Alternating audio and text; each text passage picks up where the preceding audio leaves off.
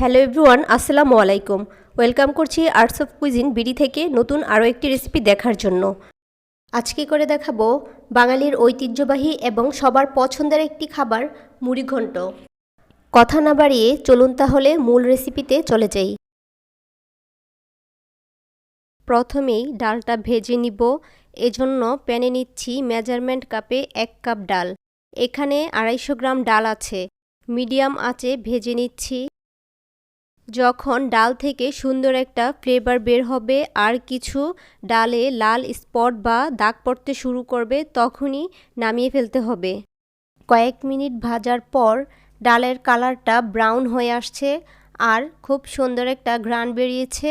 আমি এ পর্যায়ে ডালটা তুলে খুব ভালোভাবে ধুয়ে সিদ্ধ করে নিব।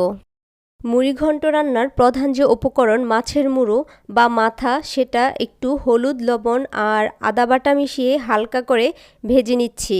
আমি বড় একটা কাতলা মাছের মাথা নিয়েছি, সাথে 2 টুকরো মাছও নিয়েছি।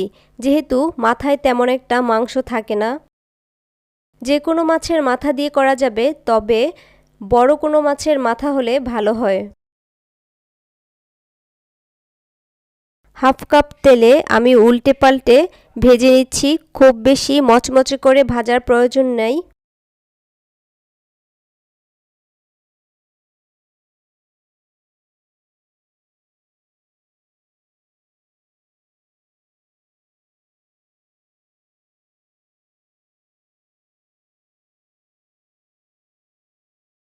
ভাজা হয়ে গিয়েছে, আমি মাছগুলো তুলে নিচ্ছি। প্রিয় ভিউয়ার্স, আমার রেসিপিগুলো যদি আপনাদের এতটুকু ভালো লেগে থাকে তাহলে প্লিজ চ্যানেলটি সাবস্ক্রাইব করে দিবেন আর পরবর্তী ভিডিও সবার আগে পেতে বেল আইকনটি প্রেস করে রাখবেন।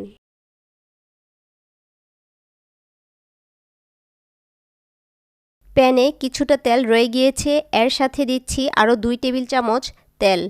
এরপর এর মাঝে দিয়ে দিলাম হাফ কাপ পেঁয়াজ কুচি।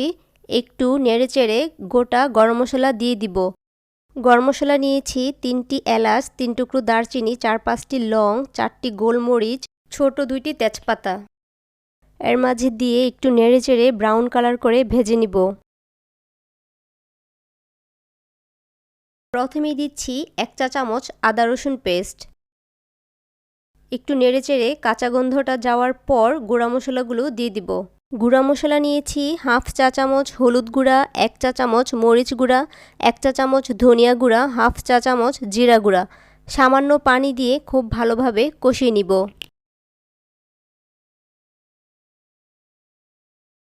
ভালোভাবে কষিয়ে যখন পানিটা শুকিয়ে তেলটা উপরে ভেসে আসবে, তখন দিয়ে দিব ছোট একটি টমেটো কুচি।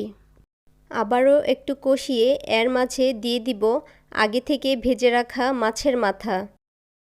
মাছের মাথা দিয়ে 2 থেকে 3 মিনিট ভালোভাবে কষিয়ে নিব। ঢাকনা ছাড়াই নেড়েচেড়ে কষিয়ে নিচ্ছি। এ পর্যায়ে দিয়ে দিব আগে থেকে সিদ্ধ করে রাখা মুগ ডাল। ডালটা আমি ভেজে খুব ভালোভাবে ধুয়ে 1.5 কাপ পরিমাণ পানি দিয়ে সিদ্ধ করে নিয়েছি। ডালটা আমি সম্পূর্ণভাবে সিদ্ধ করিনি, 1.5 কাপ পানি দিয়ে প্রায় 4 থেকে 5 মিনিট ফুটিয়ে নিয়েছি।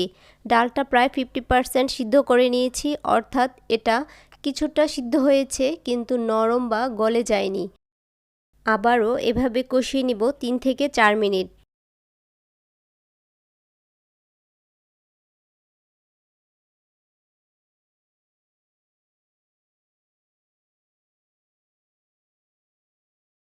এ পর্যায়ে আমি পরিমাণ মতো পানি দিয়ে নিচ্ছি। আমি প্রায় 2 কাপ পরিমাণ পানি দিলাম। যেহেতু ডালটা আগে থেকেই সিদ্ধ করা, এটা খুব বেশি পানি টানবে না আর সিদ্ধ হতেও খুব বেশি সময় লাগবে না। মুড়ি ঘন্ট যেহেতু একটু মাখা মাখা হয়, তাই পানিটা এ পরিমাণ দিতে হবে যেন ডালের সামান্য ওপর পর্যন্ত পানিটা থাকে, অর্থাৎ পানিতে ডালটা সামান্য ডুবে থাকে। একটু নেড়েচেড়ে প্যানটা ঢেকে দিচ্ছি। এভাবে ঢেকে ফুটিয়ে নেব 3 থেকে 4 মিনিট।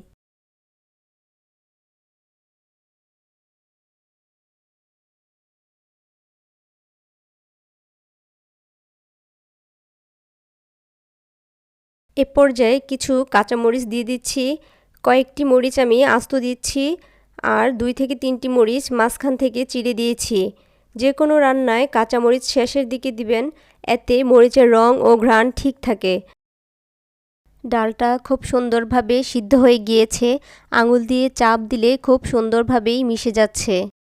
আবারও ঢেকে আরও 2-1 মিনিট রান্না করে নিব।